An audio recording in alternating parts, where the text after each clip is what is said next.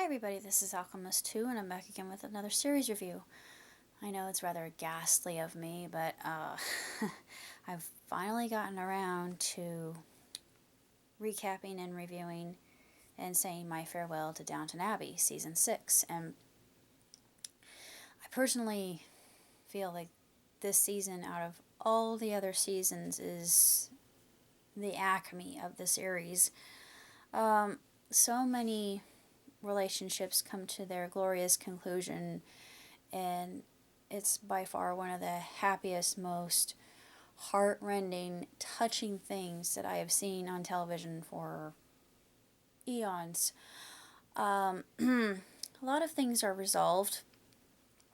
Lord Grantham gets a new dog, and I thought, well, how fitting that he does, but it's actually out of a contention between Isabel and Violet that Violet feels compelled to get him the puppy to kind of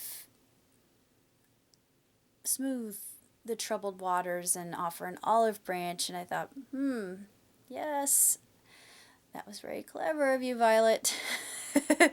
Maybe you and Cora can get along now. You and Cora and you and Isabel. But it was it was just absolutely brilliant. Julian Fellows is just, he is a genius, and everything is written in such a way that you really appreciate the denouement and how everything is concluded rather swiftly and speedily and splendidly, I would like to say. I really don't know what else to say about the finale, other than it was just the best finale I've seen in a good long while, and I absolutely adored it. And even Edith finds happiness, and she has to reveal the fact that she has Marigold. Of course, she's been referring to Marigold as her ward and her maid, and I thought, oh, is the Marquis going to like that? Is his mother going to like that? They see things from her point of view, and her mother, I mean, his mother actually takes quite a shine to her, and the Marquis actually speaks up for himself. So now Edith is one step above Lady Mary, and of course we thought, oh, Mary would probably be more jaded about that, but she actually isn't, and she comes to marry Lord Talbot, and Talbot is a race car driver, and of course we hearken to Matthew's untimely demise, and that actually, to be honest with you, out of everything that I have seen, that was one thing I just could not get over. I am still broken up over Matthew's death. His death and Sybil's death, both. It just racked me to the core. And actually, I heard from a friend of mine, and she was a fan of the show until Sybil died, and he told her that Matthew unfortunately meets his end in a car accident, and she said, I'm glad I stopped watching. I thought, no, I mean, there are good things and there are bad things, like there are in all of life. And Anna's finally able to have a child. She has a procedure done, and we are revealed as to Mary actually couldn't get pregnant before, so she had that procedure, and she introduces Anna to it, and it's just this lovely camaraderie between upstairs and downstairs that I really love. Of course, Mosley is able to become an instructor at this school like he always wanted to do. Daisy's able to pass all of her exams, and she's able to start a new life on the farm, and maybe even has romantic prospects with Andrew. And I thought, well, it's about time she cleared the wax between her ears and took the blinders off, because Miss Patmore saw it the whole time, and even Miss Patmore got a little bit of a romantic prospect. I thought, oh, I mean, my heart really went out for, because she just felt that kind of longing, and when she saw Mrs. Bates and Mr. Hughes, when they get back, I was so pleased. That ship, out of all the ship, I don't, God forgive me, but their ship out of all other ships was my ultimate favorite ship of them all.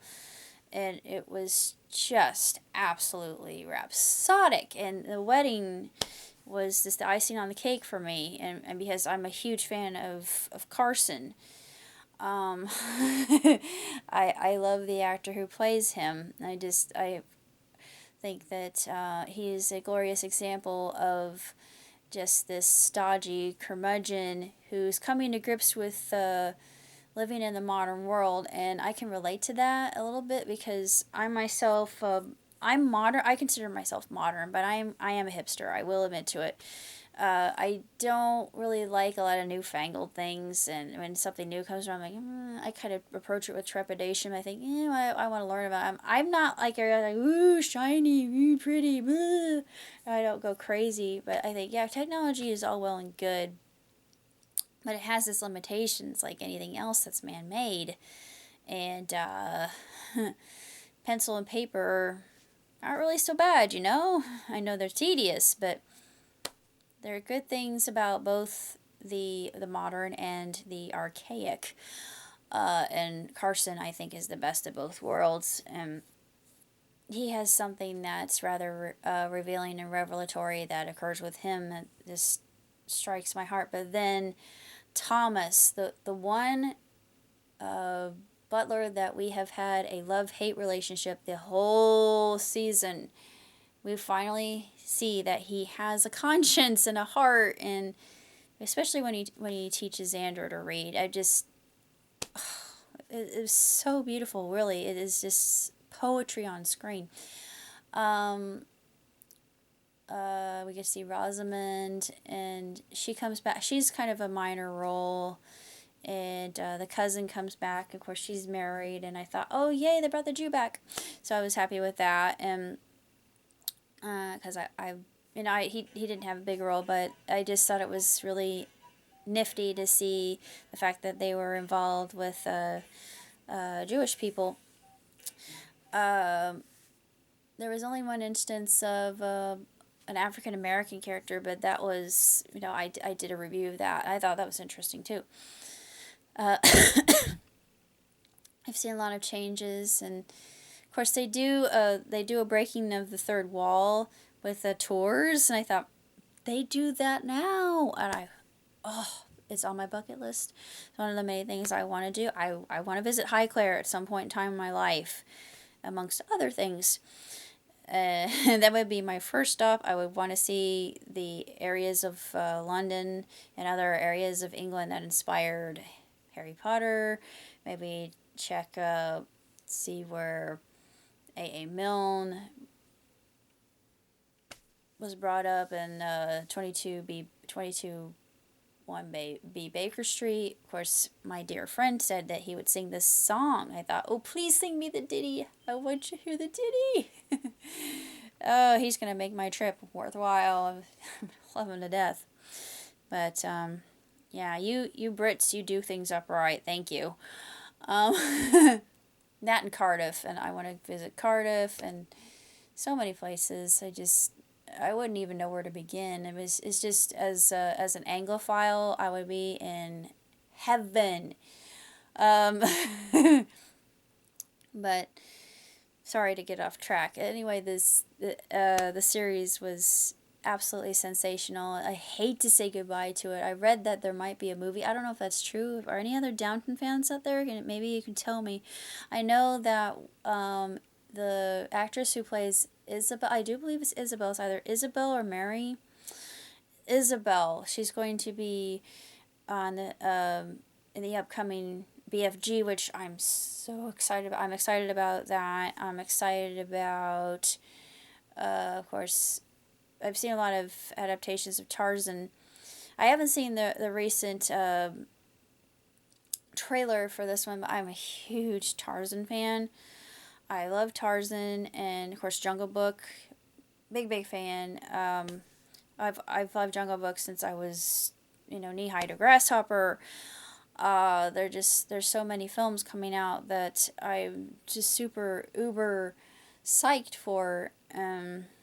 But as a whole, I think that Downton, the final season was the best, and I don't know if they're going to do a spin off, or it would be interesting to see if they did, if they had other characters would go into other avenues. I'm sure they will, because I know, like with on Doctor Who, John Barrowman, he's doing other things, and Christopher Eccleston is doing other things. He's on the A Word, which I saw a documentary of that. I was so happy. I thought that was the best thing ever. But anyway, I'm really gushing here.